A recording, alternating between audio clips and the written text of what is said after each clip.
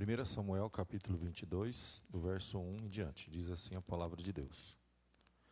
Davi retirou-se dali e refugiou-se na caverna de Adulão. Quando ouviram isso, seus irmãos e toda a casa de seu pai desceram ali para ter com ele.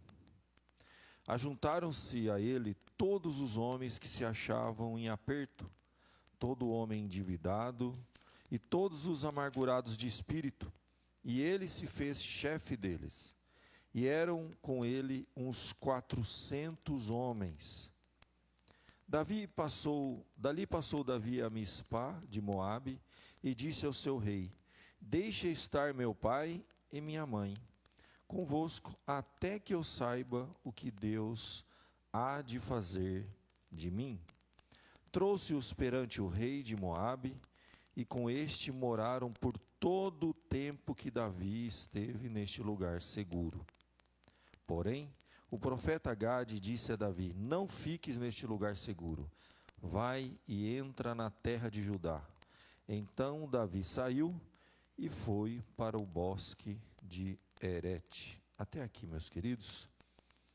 1 Samuel capítulo 22 nos conta um momento muito importante que tem lições preciosas para a nossa vida sobre essa experiência que Davi teve. Vamos orar pedindo a bênção e a direção de Deus.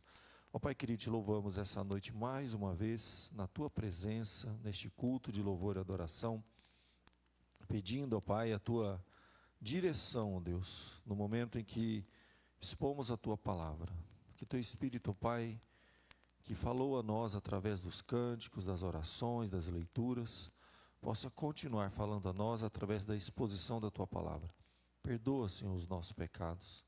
Fala, ó Pai, ao Teu povo essa noite. Restaura a nossa alma, Senhor, porque a Tua palavra, ela é luz, ela é lâmpada e ela tem o poder, ó Deus, de restaurar a nossa alma.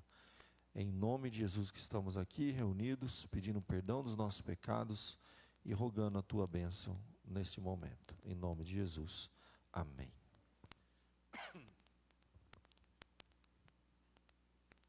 Meus irmãos, esse momento na vida de Davi nós chamamos que é um momento de caverna na vida de Davi.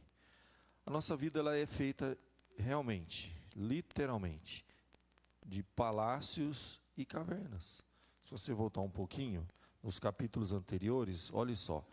No capítulo de número 20, 19, 18, você vai ter o rei Davi, ainda não era rei na verdade, né? Casado com a filha do rei, vivendo no palácio, usufruindo de todas as bênçãos, né? Os benefícios, os privilégios de alguém que estava próximo da realeza. Ele se tornou muito amigo, um amigo íntimo de Jonatas, filho de Saul, lembra dessa história? Só que o que começou a acontecer na vida de Davi? Saul começou a criar uma inveja dele. Davi começou a crescer muito. Quando eles voltavam da guerra, da batalha, há registrado no capítulo 18, verso de número 6, um cântico em que as mulheres começaram a entoar no retorno, né, do exército, e esse cântico exaltava mais a Davi do que Saul. E até é curioso esse cântico, né? A Bíblia diz que sucedeu, porém, que vindo Saul e seu exército, e voltando também Davi de ferir os filisteus, as mulheres de todas as cidades de Israel saíam ao encontro do rei Saul e cantavam um cântico assim: Saul feriu os seus milhares, porém Davi os seus 10 milhares. Imagina agora um rei vendo um genro brilhando mais que ele. Mano, a nação toda, né, as mulheres lá cantavam. Saul matou milhares, mas Davi 10 milhares. E aí começou a crescer no coração de Saul uma inveja, um ciúme e um conflito interno familiar, praticamente era um genro. E todo mundo sabia que Davi, mais cedo ou mais tarde, né, ele iria assumir o trono. Havia um momento em que Deus ia colocá-lo no trono, mas Deus ainda tinha uma grande obra para fazer na vida desse jovem. Depois daquilo, a palavra de Deus nos mostra então que Saul começa a criar no seu coração um ódio, uma perseguição. Ele intenta matar a Davi. No capítulo de número 19 e 20, você vai ter aquela famosa passagem em que Davi e Jonatas, eles fazem uma aliança. Chega um momento que não dá mais, que o pai, né, de Jonatas queria realmente acabar com Davi, então ele tomou uma decisão, queria matar a Davi. E aí então Jonatas e Davi, eles se reencontram para fazer uma aliança, um último encontro que eles terão. E lá no capítulo de número 20, verso 16, assim fez Jonatas aliança com a casa de Davi, dizendo: vingue o Senhor os inimigos de Davi. E Jonatas fez jurar a Davi de novo, pelo amor que este lhe tinha, porque Jonatas o amava com todo o amor da sua alma. Olha que coisa profunda, uma passagem linda que vai falar, esses capítulos 19, 20, até depois o último encontro que eles vão ter, haver um momento que eles vão se encontrar, eles vão se abraçar, eles vão se despedir, porque dali para frente não tinham mais eles como eles conviverem, e havia um amor verdadeiro, um amor genuíno, né? A Bíblia diz que Jonatas chora muito, e Davi mais ainda, porque dali para frente eles iam se separar. Poucos capítulos depois, na verdade, Saul vai ser morto, e todos os filhos dele, inclusive Jonatas, seria morto. E Davi sabia que isso ia acabar acontecendo, né? Ele saindo do exército, Saul, com toda aquela sua arrogância, né, indo para uma batalha contra os filisteus, ele acabou sendo morto, e os 3 filhos de Saul foram mortos. Então o final é muito triste. O primeiro livro de Samuel termina com a morte de Saul e dos 3 filhos. E essa despedida é muito dramática, é muito forte. Mas tudo isso nos mostra lições preciosas. Como que Deus vinha trabalhando na vida de Davi e preparando Davi para assentar, para assumir o trono. A nossa vida, muitas vezes, meus queridos, ela é muito parecida com a história de Davi. Deus, sem dúvida, da mesma forma, é o mesmo Deus. Ele continua trabalhando na nossa vida, nos levando para cavernas, para moldar o nosso caráter, para trabalhar na nossa vida. Muitas vezes Ele tira a gente da zona de conforto, Ele tira alguns privilégios, algumas regalias, Ele tira daquilo que está nos acomodando, para nos colocar numa situação de dificuldade, que exige um crescimento, e foi exatamente isso que aconteceu na vida de Davi. Termina o capítulo de número 21, inicia o 22 que a gente leu, e inicia como? Retirou-se dali e se refugiou na caverna de Adulão. Essa caverna vai ficar muito famosa, tem até igreja que tem o nome de caverna. E alguns até veem nessa caverna uma referência a um lugar onde Deus está nos moldando, como uma igreja, um lugar de refúgio, onde pessoas amarguradas, endividadas, quebradas, são levadas por Deus para serem trabalhadas. E essa analogia da igreja que a gente vê aqui é preciosa e é muito propícia realmente. O que é a igreja? Nada mais é do que um lugar onde pessoas, pecadores, imperfeitos, cheios de falhas, estão ali liderados por outros pecadores. Era o rei Davi, um fugitivo, né, ameaçado de morte, perseguido por Saul, que deixou o palácio, que estava passando uma fase muito difícil, estava ali liderando pessoas que viviam numa situação como a dele. Pessoas juradas de morte, pessoas endividadas, a Bíblia diz lá em aperto, todo homem endividado, amargurados de espírito, pessoas adoecidas emocional, espiritualmente, que precisavam ser trabalhadas, lideradas. Então, sem dúvida, meus queridos, na nossa vida, há momentos em que Deus nos tira de palácio e nos coloca em cavernas. Não sei que momento você está vivendo na sua vida, mas o momento de caverna é um momento precioso. É um momento que a gente tem que entender o que Deus quer da gente ali. Foi exatamente isso que Davi fez. Se você continuar lendo o texto sagrado, a Bíblia diz que ele então vai dizer exatamente nessas palavras, que ele diz assim, olha, até que eu saiba o que Deus há de fazer de mim. Momento de caverna na nossa vida é quando Deus fala assim, ó, vou trabalhar em você. Tem uma coisa especial para fazer na sua vida. Há momento que Deus nos prepara para o trono. E Davi tinha essa consciência. Momento de caverna na nossa vida é quando Deus tira você do palácio e coloca você numa caverna, porque Ele quer fazer uma obra na sua vida. É o momento para você dizer, como Davi disse, eu preciso ver o que Deus há de fazer de mim, o que Ele tem para mim. É um momento de introspecção, de reflexão. A gente diz que a caverna, o que seria a caverna? Pensa numa caverna, pensa na figura de uma caverna, gente. A caverna é um lugar frio, é um lugar escuro, é um lugar que não é feito para um rei. Mas a caverna é um lugar onde Deus forja reis. Quem sabe na sua vida, na experiência que você está passando, vivendo, momento de caverna na sua vida, pode ter certeza, é um momento em que Deus está forjando. Lugar frio, muitas vezes solitário, é um lugar onde as pessoas se escondem, é um lugar de refúgio, é um lugar onde Deus vai trabalhar na nossa vida. Momento de caverna, não é momento de palácio, não é um lugar para reis, mas é um lugar onde Deus forja reis. E o que a gente aprende na caverna? Primeiro, quais são as pessoas mais importantes na nossa vida? Vocês perceberam na nossa leitura as primeiras pessoas a irem até Davi? O que acontece quando Deus tira a gente do palácio? Quando o dinheiro desaparece? Quando os privilégios, os benefícios, o status vaza das nossas mãos? Momento de caverna na nossa vida. Quem fica do nosso lado?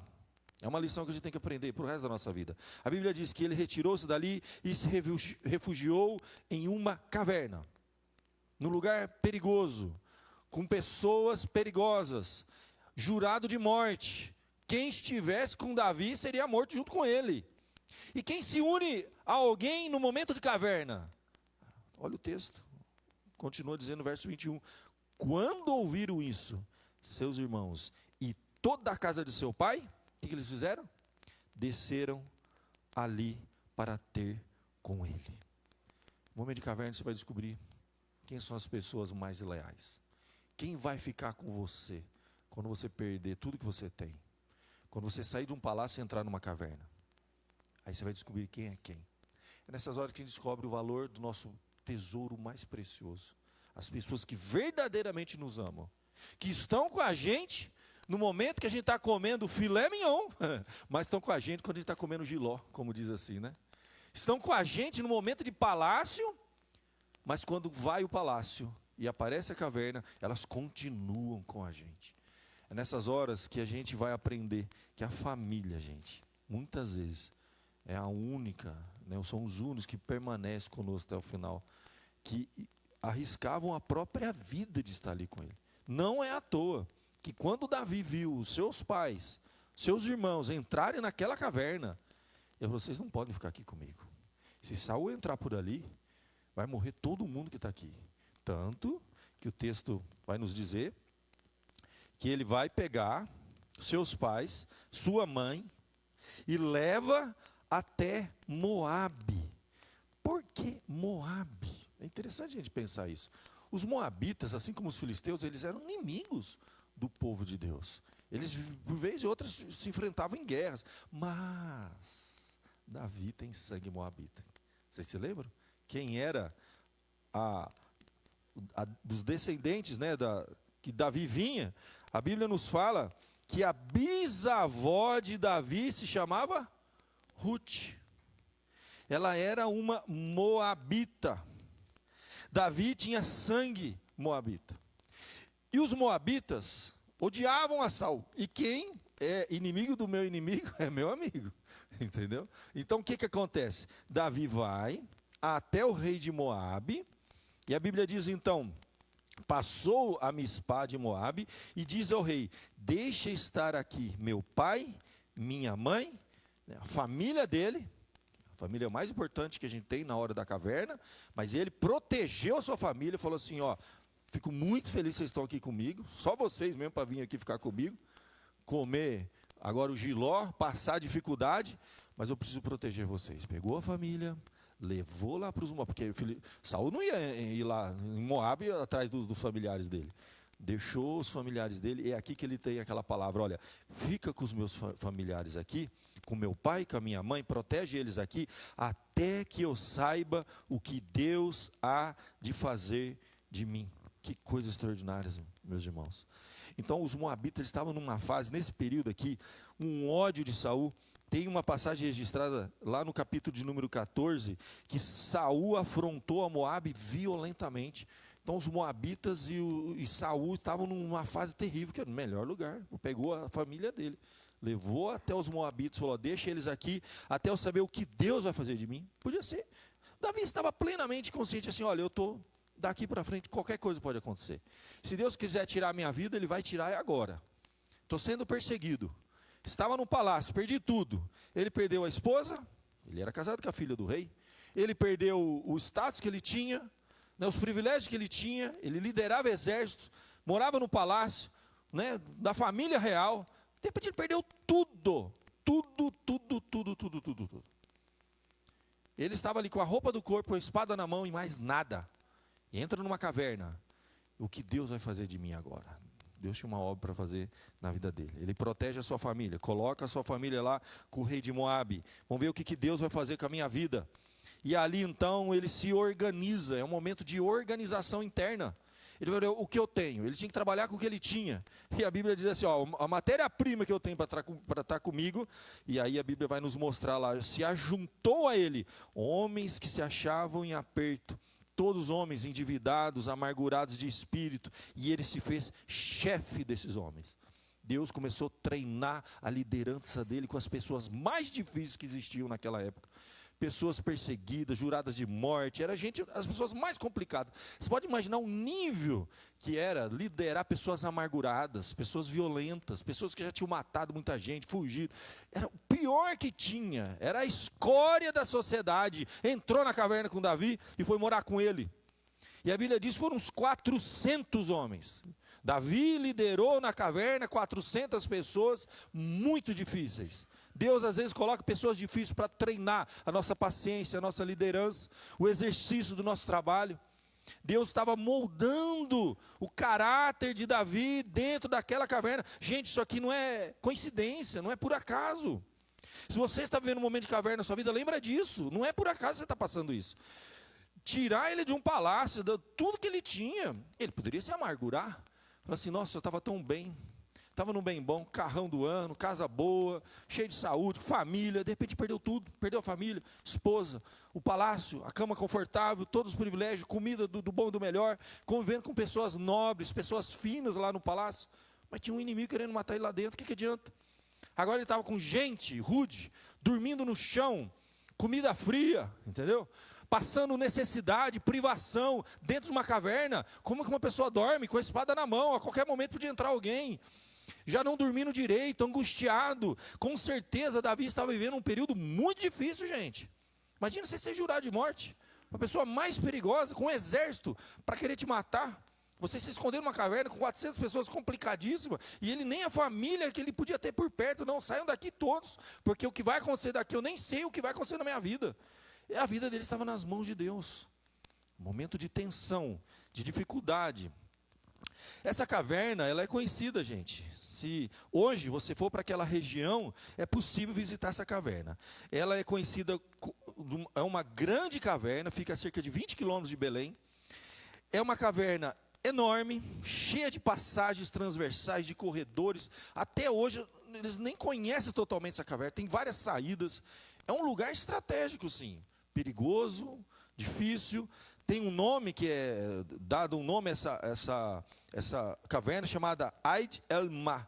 Na época de Davi, Caverna de Adulão. Mas hoje tem um nome naquela região e todos conhecem. Se você for lá, onde que é a tal da Caverna de Adulão? Ele falou, lá, fica a 20 quilômetros de Belém, tem uma caverna onde Davi se escondeu com um bando de 400 homens para fugir de Saul. É famosa essa caverna lá, é um lugar de visitação e tudo mais.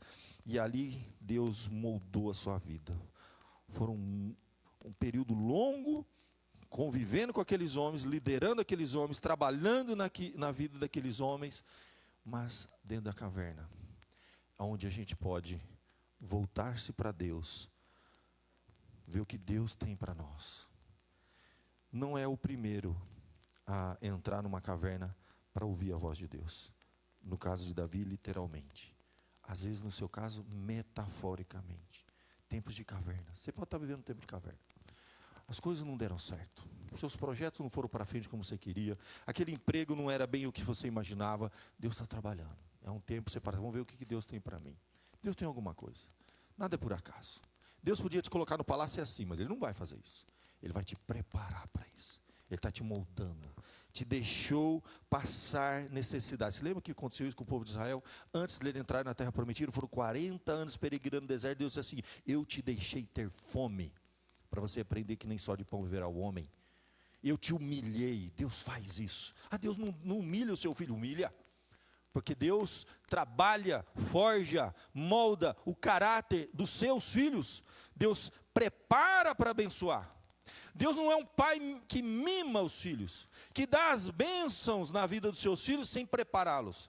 Até porque bênçãos, quando vem na nossa mão, se a gente não tiver preparado, a gente não valoriza, e elas podem fazer mais mal do que bem. Quantos foram abençoados? Se torna maldição. Bênção na nossa vida, sem Deus trabalhar, sem passar na caverna. Deus colocar a gente no palácio, sem passar na caverna, a gente vira filho mimado. É esses crentes mimados que reclamam de tudo, nada está bom, não está contente com nada, é gente insatisfeita, é gente madura, está envelhecendo, mas não está amadurecendo, está apodrecendo. Isso pode acontecer na vida da gente. Deus não quer isso para a gente, Deus quer que a gente amadureça, e Ele nos molda.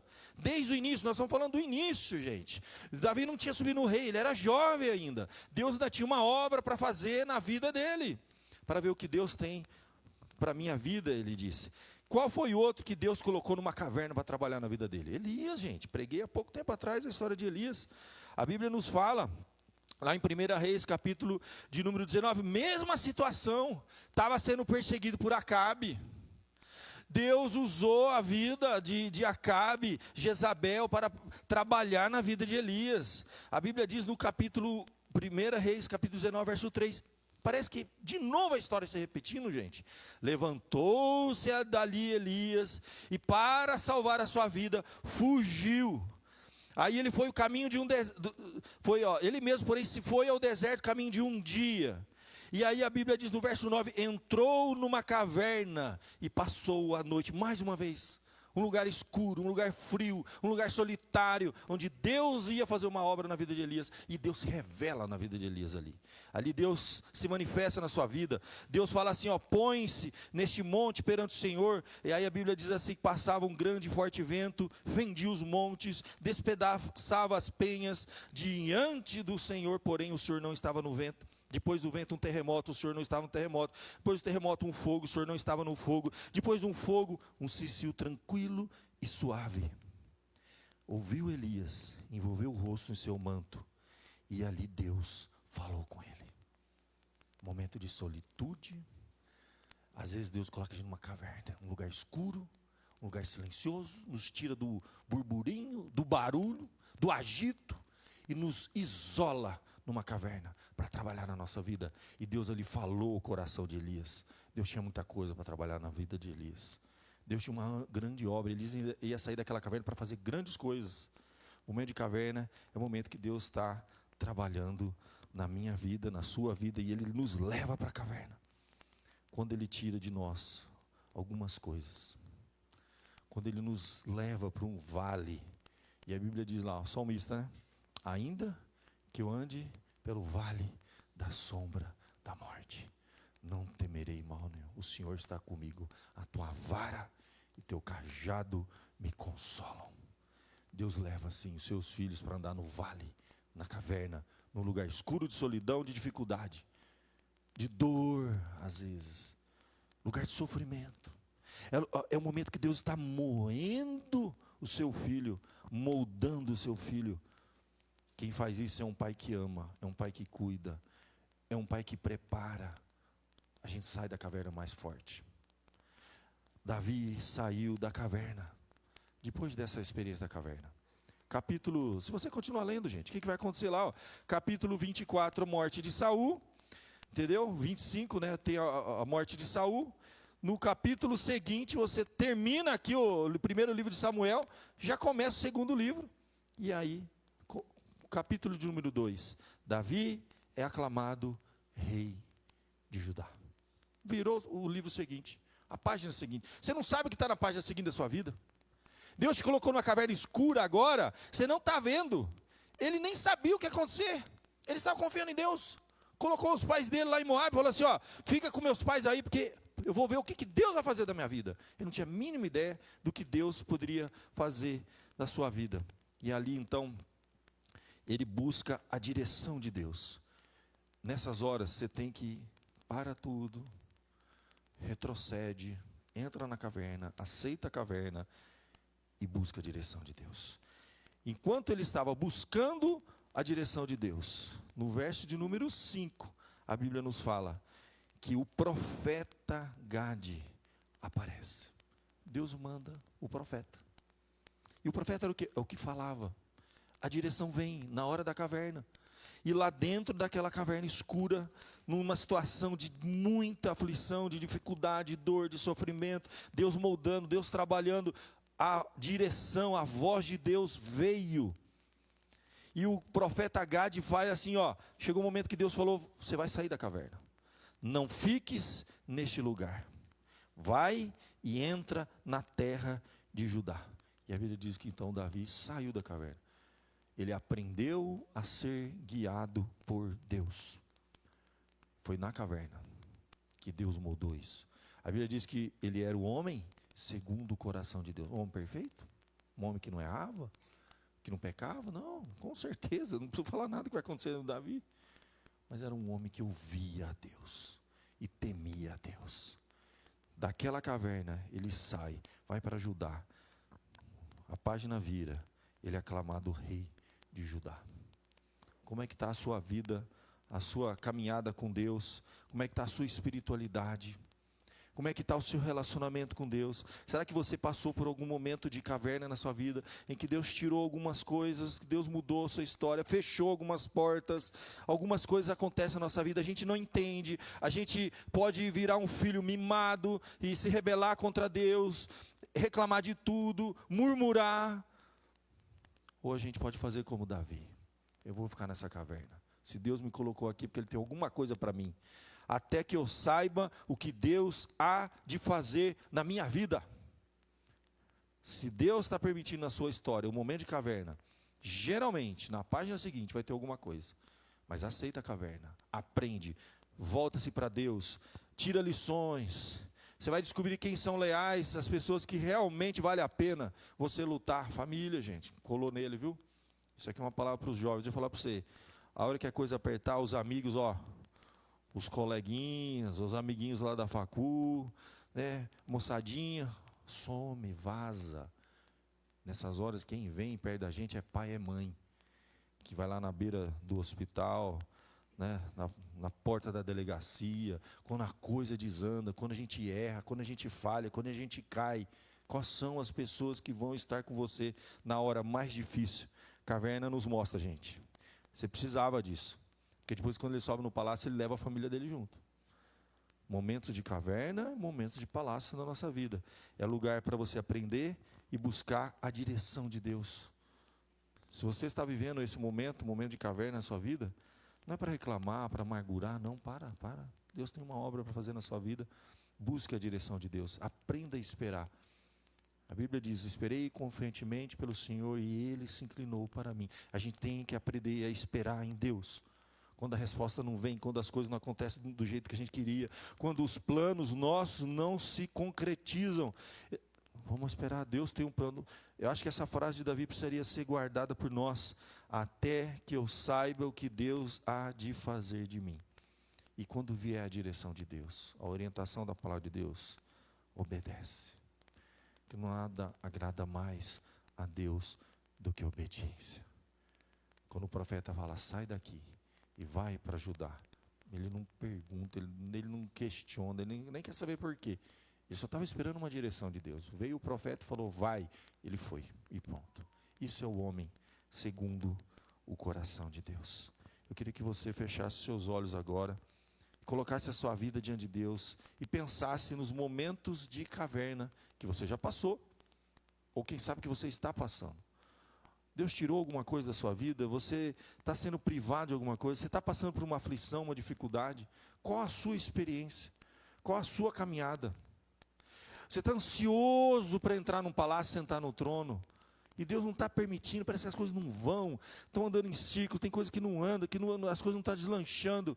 Será que não é um momento para você buscar a direção de Deus? para entender o que Deus está fazendo na sua vida? Será que Deus não tem uma obra para fazer na sua vida? Ele fez isso na vida de Davi, na vida de Elias e de tantos homens e mulheres no passado que precisaram aprender a viver na caverna para depois valorizar o palácio. Deus faz isso, gente. Na minha vida, na sua vida, continua a fazer isso. Hoje, agora. Então feche seus olhos, conversa com Deus, busca a direção de Deus, fala como Davi, até que eu saiba o que Deus há de fazer de mim. Vamos falar com Deus, enquanto o louvor vem à frente, para a gente caminhar para o encerramento. Momento de caverna, gente, é momento de aprendizado, de preparação. Momento em que Deus nos molda, nos forja. Caverna não é lugar de rei, mas é um lugar onde Deus forja reis. Você quer reinar, né? Você quer sentar no trono. Você quer viver no palácio. O palácio é bom. Ninguém quer viver na caverna. E deixa eu contar para você uma coisa. Todos no passado, eles tiveram que ter momentos na caverna. Mas não era para sempre. É um tempo que Deus nos deixa lá. Para nos moldar, para nos forjar. Mas isso vai passar. A dor passa. A Bíblia, inúmeras passagens nos fala sobre isso. Que a dor, né, o choro, pode durar uma noite. Mas ao amanhecer, Deus vai trazer o livramento, luz, direção. Então vamos fechar os nossos olhos, vamos falar com Deus. Coloque a sua vida diante de Deus. E vamos nos preparar para essa semana, para aquilo que Deus tem para nós. Ó Pai querido, nós estamos na Tua presença, Senhor.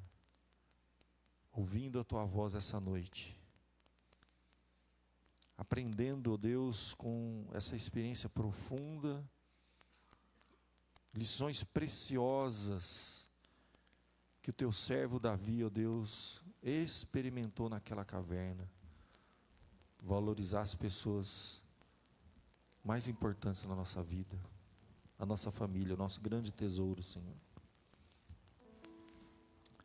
Gente que vai estar com a gente no palácio e na caverna. Quem entra na caverna com você? Ó Deus, quem que entra na caverna com cada um de nós? Precisamos saber quais são as pessoas que vão ficar conosco na hora da caverna. Colocamos nas Tuas mãos, Senhor, a nossa vida, a nossa família. Precisamos buscar a direção como Davi buscou na hora da caverna, Senhor.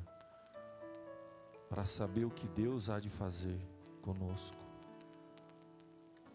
Traz discernimento, ó Deus, para essas horas. Forja o nosso caráter, molda, ó Deus, em nós. Tira, ó Pai, aquelas coisas que precisam ser tiradas da nossa vida. Muda, ó Deus, quem sabe comportamentos, hábitos arraigados, cristalizados na nossa vida, precisam ser, ó Deus, moldados numa caverna. Preparar o nosso coração para Te servir melhor, para voltarmos para um palácio, ó Deus. O Senhor nos molda, nos prepara. E quando vier a Tua direção, que possamos ser obedientes como foi Davi no passado. Quando Gade veio, o profeta, e disse para ele, sai daqui e vai para Judá. E ele foi. Nessa noite, Senhor, em nome do Senhor Jesus, eu coloco, ó Deus, a minha vida e cada um aqui, a sua família, na Tua presença, Senhor. Dê-nos discernimento das coisas, do tempo de Deus, dos processos de Deus na nossa vida. Ensina-nos, ó Pai, a reconhecer, a valorizar cada período, cada etapa, a não queimar etapas, ó Deus. Se precisamos passar por algumas cavernas na nossa vida, porque é necessário, ó Deus, para o nosso próprio bem, para nos moldar, para nos forjar, para nos fazer homens e mulheres melhores, pai, mãe, filhos, servos melhores, ó Pai. Nos molde, ó Deus, e nos fortalece. Fortalece também a nossa fé, Senhor, para que na hora da caverna, da dor, da solidão, a gente não esmoreça, mas a gente se fortaleça cada vez mais no Senhor. Abençoa-nos, ó Pai, é que eu te peço, te agradeço, em nome de Jesus. Amém.